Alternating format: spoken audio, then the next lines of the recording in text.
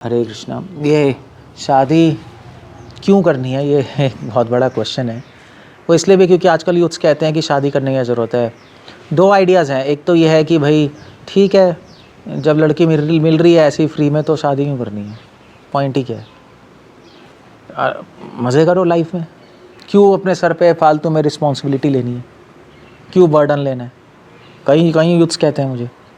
और दूसरा है कि ठीक है, शादी क्यों करनी, लिविंग रिलेशनशिप में रह लो, और जब तक बनती है तब तक ठीक है, जब नहीं बन रही तो फिर ठीक है, तुम अपने रास्ते में अपने रास्ते, फिर अपना दूसरे रिलेशनशिप में चले जाओ, अपना कूल लाइफ है, दैट्स ओके। इसको कूल लाइफ कहते हैं।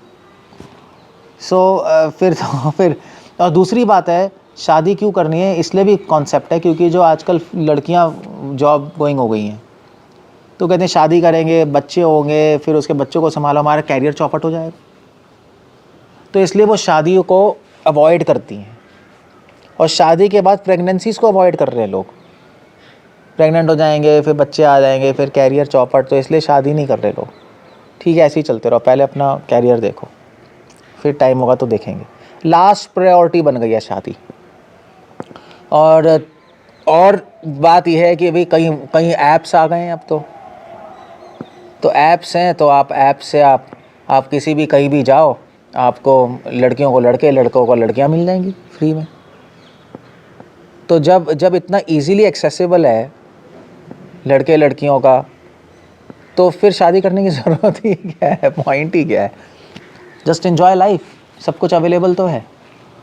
बट एक्चुअली इससे बहुत बड़ा डेंजर है पर्सनल लेवल पे और सोसाइटी लेवल पे भी। सोशल लेवल पे बहुत बड़ा डेंजर है। सोशल लेवल पे डेंजर है कि अगर लोग शादी नहीं करते हैं तो फीमेल्स करप्ट हो जाती हैं। फीमेल्स करप्ट, श्रील प्रभुपाद ने बोला अपनी बुक्स में कि जो मॉडर्न सोसाइटी है एनकरेज कर रही है कि फीमेल्स शादी ना करें, और शादी नहीं करके उन फीमेल्स को एक्सप्लॉइट कर रही है सोसाइटी, क्योंकि फीमेल शादी नहीं करती तो एक्सप्लॉइट होगी फिर। सोसाइटी करप्ट होती है, इसलिए शादी का सिस्टम बनाया था कि सोसाइटी करप्ट ना हो। ये तो सोशल लेवल पे है। और दूसरे लेवल पे, पर्सनल लेवल पे शादी इसलिए करनी है क्योंकि शादी नहीं करते तो व्यक्ति सबसे पहला कभी भी लाइफ में रिस्पॉन्सिबल नहीं बनता। रिस्पॉन्सिबिलिटी उसको कभी नहीं आती, हमेशा ऐसे लफंडरों की तरह केयरलेस घूमता रहेगा। मैं कितने लोग देख चुका हूँ, 35, 36, 37, 38, 39 तक शादी नहीं करते, ऐसे ही इधर उधर, मतलब क्या बोले, मुंह मारते रहते हैं, यही कहेंगे और क्या होगा। लड़कियां भी अब इलिसिट रिलेशनशिप्स में फंसते रहते, चलते रहते हैं, उनको लगता है सही है, और फिर उसके बाद क्या होता है, 36, 37, 38, 39 पे उनको इनसिक्योरिटी होने लगती है। मैंने कई लोगों को देखा है, सपने अजीब अजीब आने लगते हैं, नींद डिस्टर्ब होने लगती है कि आगे क्या होगा अब लाइफ में। बहुत लोग देखे हैं जो कि बहुत बिंदास होते हैं, सो कॉल्ड, शादी नहीं करेंगे, हाँ ठीक है चलते हैं। जब एज आने लगती है 39, 40, तो डर लगने लगता है। कई यूथ तो मुझे पूछते हैं इस एज में, मैं तो मेल करते रहते हैं, बुरे बुरे सपने आ रहे हैं, नींद खुल रही है, क्या हो रहा है, इनसिक्योरिटी होने लगती है। तो शादी, ये पर्सनल लेवल पे दो रीज़न है शादी करने के। एक तो अगर आप नहीं करेंगे तो बाद में बहुत टेंशन होगी। लड़कियों को टेंशन होती है कि आगे लाइफ में पेरेंट्स नहीं रहेंगे तो क्या होगा, अकेले कैसे रहेंगे, बहुत टेंशन होती है। चाहे कितनी ही लिबरल लड़की हो, कितनी ही बिंदास लड़की हो, सो कॉल्ड अपने आप को कहते हैं, अंदर डर होता है। हमसे तो खुल के बोलते हैं, हाय क्या होगा, कैसे होगा, कोई देखभाल करने वाला नहीं होगा, अकेले कैसे रहेंगे, एंग्जाइटी में रहते हैं पूरे के पूरे। हाँ, वो छुपा सकते हैं एंग्जाइटी अपनी, मगर एक्चुअली इनसिक्योरिटी, लड़के को भी इनसिक्योरिटी होती है, फैमिली नहीं है, कुछ नहीं है, कैसे नहीं है, अकेले कैसे बिता लेंगे, कौन ध्यान रखेगा। दूसरा है रिस्पॉन्सिबिलिटी। कभी भी रिस्पॉन्सिबल आदमी नहीं बनता अगर वो शादी नहीं करेगा तो। हाँ, या तो ब्रह्मचारी आश्रम ज्वाइन कर लो, सन्यासी बन जाओ, तो आपकी रिस्पॉन्सिबिलिटी समाज के लिए होगी, प्रचार के लेवल पे। या आप समाज में रह रहे तो शादी करो, वरना ऐसे जो शादी नहीं करते बहुत ही लफंडा टाइप के रहते हैं, कभी भी एक आदमी नहीं बन पाते, वो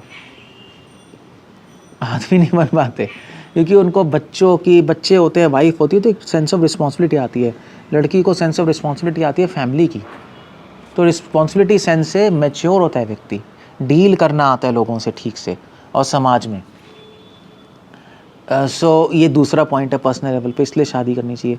तीसरा पॉइंट है शादी इसलिए करनी चाहिए, उसका एक और बहुत बड़ा एक डीप रीज़न है कि हमारे स्क्रिप्चर्स में शादी को एक प्रथा माना गया, एक संस्कार माना गया है।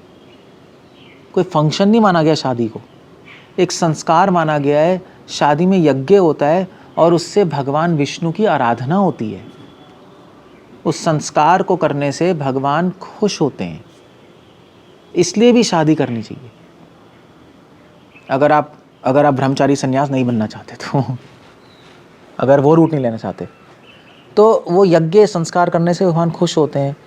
और उन यज्ञ और जो शादी करने से क्या होता है, शादी करने का फंक्शन ये होता है कि अब यज्ञ में भाव लेते हैं कि हम दोनों पति पत्नी साथ में रहेंगे भगवान की आराधना के लिए, भगवान की भक्ति में आगे बढ़ने के लिए, एक दूसरे को सपोर्ट करेंगे हम।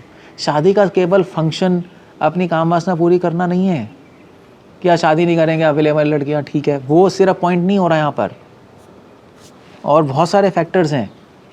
शादी का फंक्शन है कि दो व्यक्ति साथ में आए, साथ में लाइफ पार्टनर रहें और साथ में रह के एक दूसरे की हेल्प करें स्पिरिचुअलिटी में एडवांस करने के लिए, भगवान को समझने के लिए, उनकी आराधना करने के लिए।